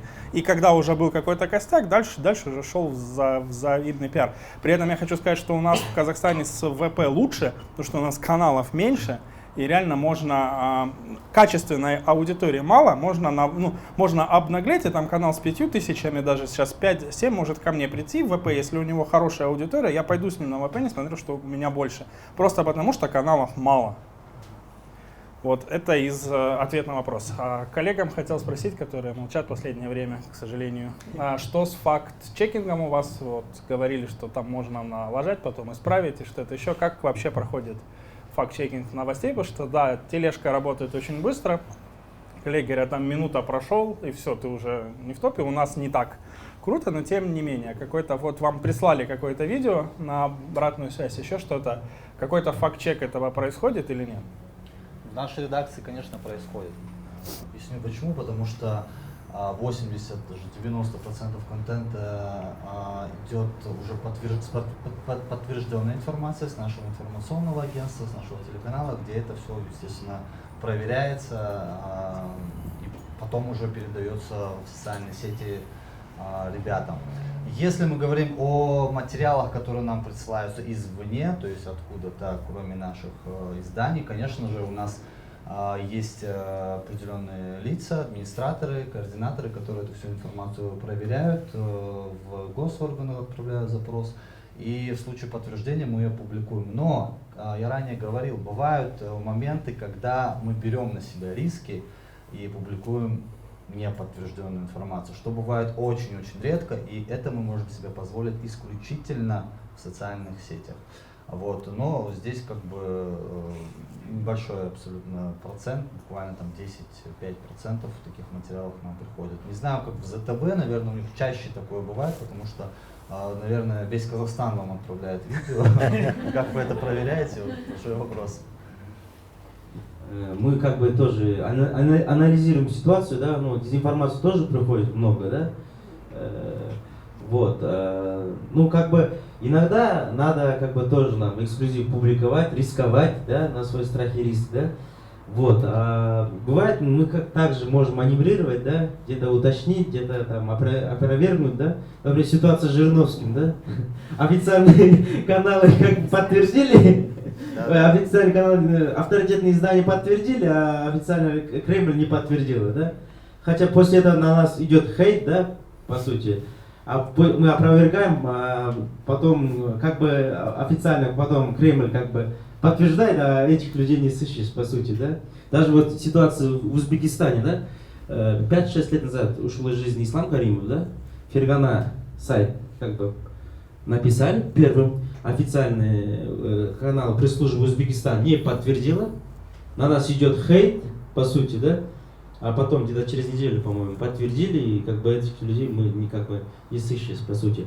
Но иногда мы, как бы, когда приходит как бы эксклюзив, ну, недавно много у нас в Казахстане были задержания после январских событий, да, как бы мы тоже разными структурами общаемся, но некоторые структуры нам пишут первым, потому что некоторым структурам надо резонанс, надо написать. А бывает так, некоторые структуры предоставляют информацию, а официальная пресс-служба как бы потом опровергает. Но бывает, мы как бы тоже, надо нам тоже публиковать, чтобы на нас тоже ссылались, репостили, да. там каналы на нас выходят, там Едилов, там другие, чтобы тоже как бы подтвердить, уточнять информацию, да, тоже. Мы тоже 2-3 раза проверяем информацию, но тоже СМИ это тоже как бы сильно Просто оружие. надо писать по неподтвержденным данным. Но в середине мы не можем быть, да, вот. Примерно по нашей информации мы тоже как бы в заголовке пишем, да, но все равно это риск большой. Спасибо. Вопросы зала. Здесь вот, кстати, лицам, которые просто свой канал лично развивают, здесь вопрос ответственности, да. Если мы представляем какой-то бренд, какое-то там телевидение, информационное агентство, портал и так далее, на нас, конечно, ответственности больше. Да, кстати, это вопрос Это очень интересный вопрос. ЗТБ же не имеет пока регистрации как СМИ. Вы будете получать? СМИ Есть уже, да, у вас? года, да. Нет, а канал именно? Тележка сейчас можно отдельно. У нас общий. У вас общий на ZTB всех Media, распространяется. Да, ZTB Media у нас общий. Да, сейчас стало возможным, кто ведет телеграм-каналы отдельные, получить, то есть Бессимптома получил сей Брикжан. Да, они получают регистрацию СМИ прямо как телеграм-канал. То есть телеграм-канал без сайта, без ничего может быть зарегистрирован как официальная СМИ. Это плюс. Вы те каналы, которые работают как СМИ, они имеют право отправлять информационные запросы, там, требовать аккредитации, что-то еще. Но это и большая ответственность, да. Можно еще вопрос? Тоже к Тимуру. Тимур Звезда? У Кунуза есть галочка верификации. Да. Вот сложно ли она получается в сравнении с Инстаграмом и повлияло ли это как-то на подписчиков? Нет. Ну, значит, смотрите, про галочки. Прям для Инстаграма это в свое время прям была собственно, смотрите, мы с Куном получили галочку самыми первыми вообще в Узбекистане. И получается, что тогда это было очень сложно. Почему? Потому что где Телеграм и где Кунуз, ну, в плане масштабности и так далее. Вопрос рассматривался, наверное, где-то полгода. Вот. Сейчас все легче, намного. Значит, если у вас есть галочка в Инсте и Фейсбуке, то вы галочку в Телеграме получите, ну, достаточно быстро. Вот. Я даже знаю, что в Узбекистане есть ребятки, которые профессионально этим занимаются и берут что-то порядка около, не соврать, 4-5 тысяч баксов за то, что тебе сделают в Фейсбуке, в Инсте и в Телеграме. Да, вот. Раньше такого не было, вот сейчас уже появилось, я так думаю, ну, нормально, так, бизнес развивается. Собственно, что нужно, чтобы получить? Значит, во-первых, у вас должны быть подтвержденные аккаунты с таким же, ну, похожим названием, там, в Фейсбуке, в Инсте хотя бы, сайт, если есть. Если они подтверждены, то это намного легче. Второй момент, вы должны будете им отправить всю информацию о правообладании, если это какая-то бренд-марка. Мы вот сейчас, кстати, для одного банка в Узбекистане этим как раз занимаемся. Но вопрос такой, что вы пишете на почту, как на деревню дедушки, когда там ответят, что ответят, как ответят, ну, вопрос подвисает. Вот, естественно, все надо на английском вести. Вот. Если ты официальный СМИ, дают быстро. В период пандемии раздавали просто пачками. А количество подписчиков как-то влияет? Нет, не влияло. Ну, по-моему, ответил. Да. Мира Мусинова, Билайн, Казахстан. У меня вопрос ко всем спикерам. Первый вопрос. Какие телеграм-каналы вы читаете сами? И второй вопрос. Есть ли телеграм-каналы, с которыми вы конкурируете? Я быстро отвечу. Я читаю более 150 каналов, потому что у меня есть каждое утро утренний шорт, это дайджест. И, собственно, я читаю, кроме телеграм-каналов, там еще кучу СМИ официальных.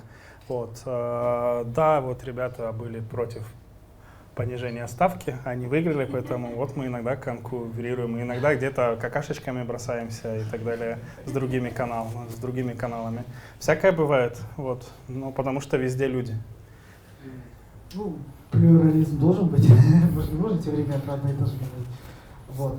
Про то, что я читаю, я в основном, так как сказал, что это не основное, да, мое занятие, поэтому я стараюсь в основном читать, наверное, больше не телеграм-каналы, а новостные.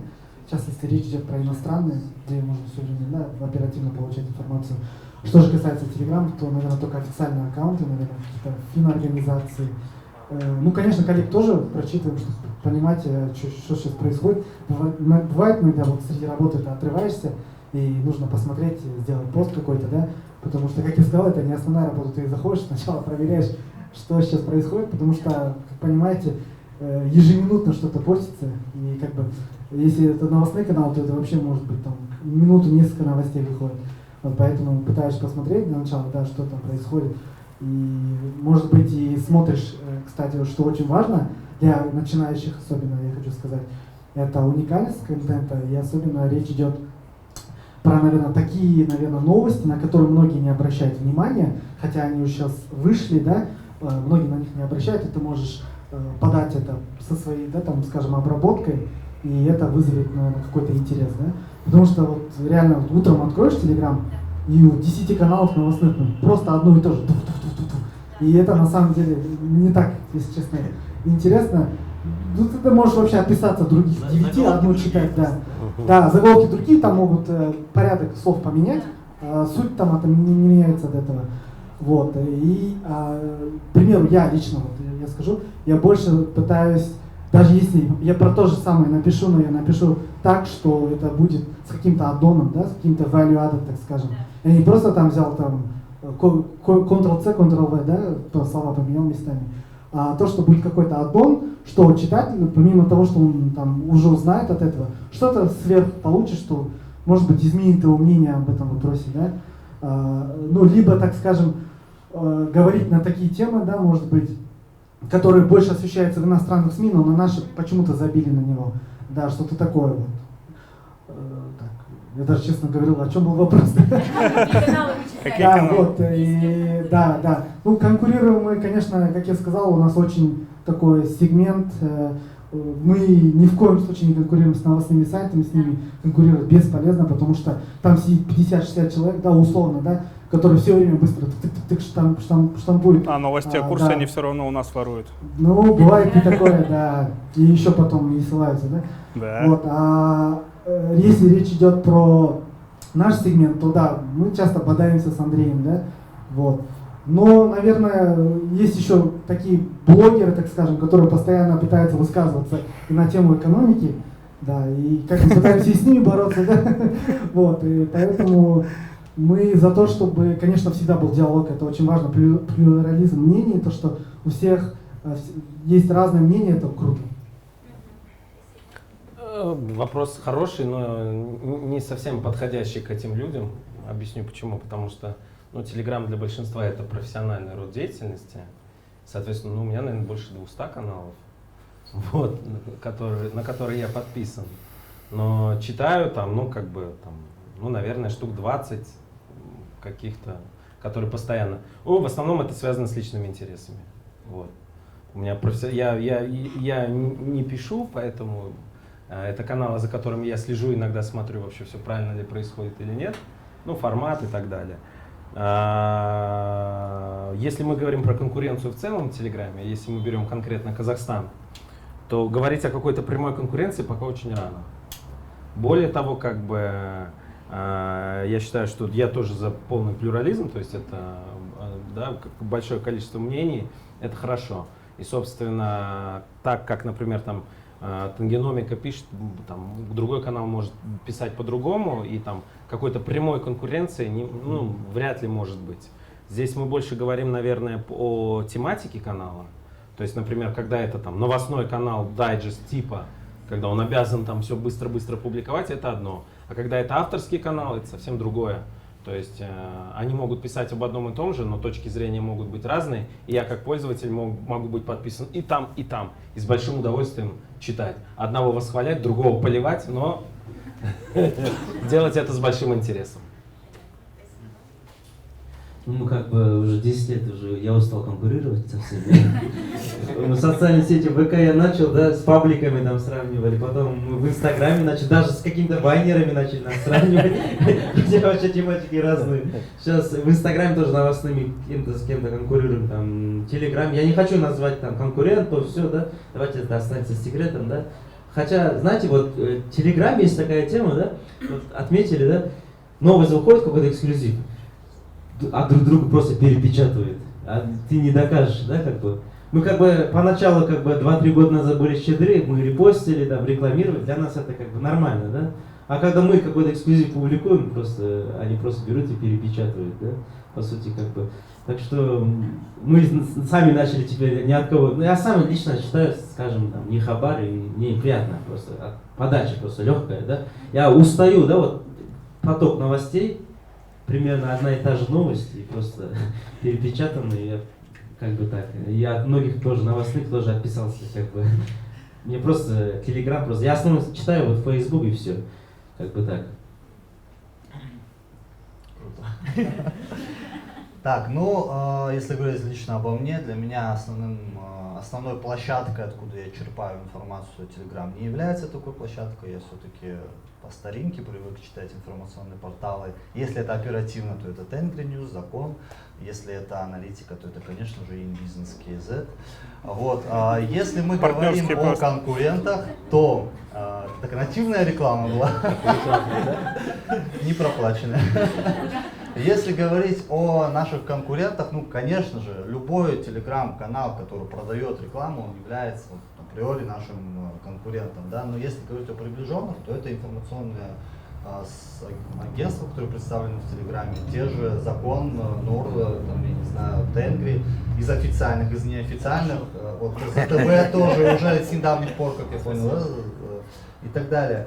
Вот, Нихабар, классный канал, Орда иногда читаю, хотя они такие оппозиционные. Они не оппозиционные, да. Вот. Потом обсудим. В общем, вот так вот. Поэтому, а если смотреть по ценообразованию, то конкурентов нам нет. Кстати, приглашаем Билайн к сотрудничеству. Мы и так с вами сотрудничаем. В Телеграме. В Телеграме и сотрудничаем. А у вас какой канал? Вы потом мне это... У меня никакого канала. Спасибо. Это Билайн. Просто потом, когда один раз купишь рекламу, как бы заплатишь за нее, а потом даешь какие-то повод интересно, уже бесплатно не забирать, потому что знаешь, что Нет, Мадин, это не про нас. Это не про нас однозначно. Мы нацелены на партнерские отношения всегда, поэтому если у нас есть какой-то редакционный интерес, если действительно тема классная, интересная и социально значимая, то мы всегда берем эти материалы и публикуем. Не даст соврать Мария, моя коллега, которая работает в бизнесе. Даже вот сегодня мы абсолютно как бы бесплатно пришли, рассказали и даже напишем про это мероприятие. Поэтому здесь такой редакционный интерес у нас тоже присутствует, конечно. То есть мы не супер коммерсанты, мы люди тоже. Только учимся, да? Мы не волшебники. Нативная реклама. Да. Да. А поговорите про платные каналы с прямого. Как? Про каналы с платной подпиской. Мне кажется, у некоторых из вас есть планы на такие каналы. У нас есть такие планы, я признаюсь честно, и вообще изначально, когда мы создавали телеканал, он был у нас еще вне, это было не традиционное телевидение, да, это было только в интернете. И тогда мы рассматривали вопрос, либо мы уходим на подписку, на платную подписку, как в свое время это сделал телеканал «Дождь», кто знает эту историю, либо мы уходим в традиционное телевидение. Мы выбрали второй вариант, потому что нам было так дешевле и быстрее. Мы примерно тратили те же деньги на производство контента в интернет-телевидении, и там сумма абсолютно небольшая была для того, чтобы выйти в традиционное телевидение, на спутник и так далее. Поэтому мы как бы выбрали такой вариант. Если говорить про платную подписку телеграм-канала, то я думаю, что с развитием телеграм-каналов в целом на казахстанском рынке мы к этому придем. Сейчас я думаю, что об этом еще рано говорить, потому что мы очень пока такой слабый рынок, я имею в виду медиа-рынок в Телеграме. Пока мы даже не Узбекистан. Пока нет. Пока, пусть Узбекистан ответит. Да, это еще вопрос. Так, ну смотрите, эта тема очень перспективная со всех позиций, но она ну, лично, это опять мое личное мнение, она под очень большим вопросом. Ну, вы же понимаете, что в Узбекистане, например, я знаю всех СМИ, ну вот там интернет однозначно и не интернет в том числе. Очень многие пытались даже сайты вести. Вот я вопрос всем вам. В Казахстане есть хоть один сайт с платной подпиской? Власть был, но не выжил. Вот. В смысле, власть выжила, платная подписка нет. Да. Вот, то есть в Узбекистане то же самое. Я считаю, что платная подписка — это очень интересный инструмент, но он возводит, ну, во-первых, у нас есть своя специфика, то есть, ну, у жителей, так скажем, постсовка, да, мы, то есть, только учимся платить за что-то, то, что нам нравится и то, что мы хотим. Вот, в некоторых вещах мы уже научились платить, в некоторых еще нет. Вот. Собственно, на Западе этот инструмент очень хорошо работает, и более того, я скажу, я просто уверен, что многие редакции, которые работают сугубо СМИ, а не как ТВ, сталкиваются с проблемой финансирования. Потому что сейчас классические инструменты, которые раньше давали деньги, сейчас перестали давать. Ни просмотр ютубчика, ни там, прости господи, баннерная реклама уже себя не оправдывает абсолютно. Обычно большие СМИ растут в виде редакции, каждый отдельный человек стоит достаточно больших денег, потому что если ты берешь качественного специалиста, он хочет получать хорошие деньги за свою работу, что абсолютно логично. И, соответственно, тут и растут, и должны быть расти и цены на рекламу, и объем этой рекламы. Обычно вот тут возникает разрыв. Соответственно, для чего Дуров ввел такую возможность? Он эту возможность ввел для того, чтобы мотивировать появлению большему количеству хороших авторов и контента. Почему? Потому что это является якорем для Телеграма. То есть, если мы же с вами все прекрасно сейчас согласны, что в Телеграм мы идем не только за общением, но и за контентом. Соответственно, если вдруг произойдет так, что кислород администраторам платной рекламы Телеграм перекроет, что она может сделать хоть завтра, то, соответственно, абсолютно все авторы, большинство авторов, которые имеют основной доход с Телеграма, уйдут. Причем очень быстро. Потому что они не смогут получать доход. Вот. Поэтому эта тема очень интересная и перспективная. Она имеет место быть, и я думаю, что эта тема будет больше развиваться. Но здесь очень повышенные требования появляются к контент-мейкеру, к создателю канала. Потому что если ты поберешь деньги из людей за контент, то, соответственно, этот контент должен быть качественным. Иначе человек там попробует и скажет «дерьмо», простите, пожалуйста, и уйдет. Вот и все.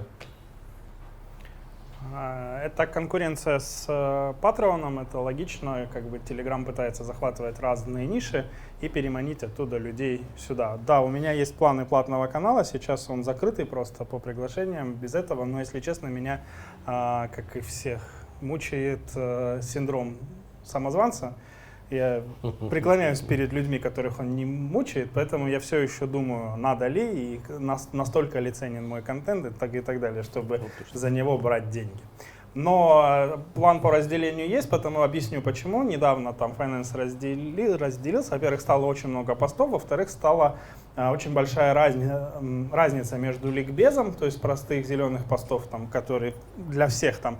Я это понял, когда начал получать обратную связь, и в инсте я пишу там каждый вечер, я ставлю, как наши голубые фишки вели себя. Кто знает, на рынках торгуют, голубые фишки — это лучшие акции страны. И я получаю комменты такие: голубые фишки, смешно. Я такой, блин, окей. И в итоге, то есть, на самом деле, сейчас в Казахстане нет такого количества там частных инвесторов или людей, разбирающихся в финансах и экономике, как есть количество каналов. Мы, по сути, достигли потолка. Чтобы развиваться дальше, он должен стать проще. Но, тем не менее, мне не хотелось терять и профессиональную аудиторию, поэтому канал был разделен на про и не про. В про ушли все биржевые, и, соответственно, у меня в планах, да, есть там давать именно инвест-идеи, какие-то вещи, которые могут реально приносить, это не торговые сигналы, я сам против них, да, но какие-то вещи, которые будут цениться в деньгах уже, которые можно оценить. Поэтому, может быть, да. Но пока, я же говорю, меня мучает синдром самозванца, я до сих пор считаю, что я недостаточно крут, чтобы брать деньги за свой контент. Платные, насчет постсовка очень интересно, я слежу за украинским медиапространством, так как, во-первых, родом оттуда, работал там много, и в Украине платные медиа взлетели. Там даже Forbes был за paywall местный, причем новый перезапущенный, и многие СМИ перешли на paywall, и он работает, и достаточно успешно работает. Я вижу в этом то, что там просто выше конкуренция, там более качественные медиа, более качественная редакция, работа редакции. К сожалению, я не раз говорил, вот здесь коллеги не дадут соврать, я считаю, что госзаказ в Казахстане разрушает и медиа, и пресс-службы. Тогда я работал в холдинге Байтерек давно, Индия уже закончилась, я могу сказать, что это лет 6 назад бюджет на размещение в СМИ измерялся десятками миллионов тенге, это много. В итоге нет, в одном Байтереке, нет, это только холдинг, в смысле, вы говорите только про Байтерек. да, только одна холдинговая компания, даже без дочек, без Атбасы банка и так далее. Только вот холдинг сам по себе, который вообще неизвестно зачем нужен, ну неважно. Вот. Так вот, я считаю, что госзаказ, он сильно разрушает все, потому что редакция примет все и поставит просто так, потому что оплачено, а пресс-службе пофиг делать классный контент, потому что все оплачено.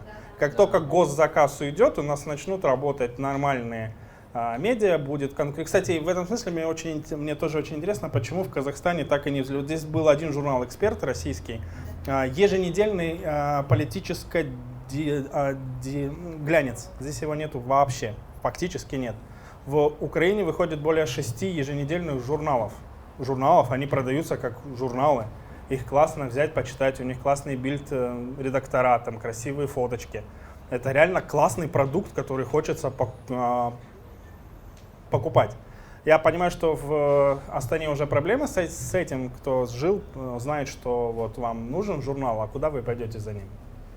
Казахстан был ежемесячный, но закрыл. Да. А Forbes? Forbes ежемесячный есть, но давайте про Forbes не будем. Казахстанский Forbes лучший Forbes в мире. Совсем не путает цифры никогда. Вот, поэтому paywall будет, когда будет качественная медиа. К сожалению, у нас очень мало качественных медиа.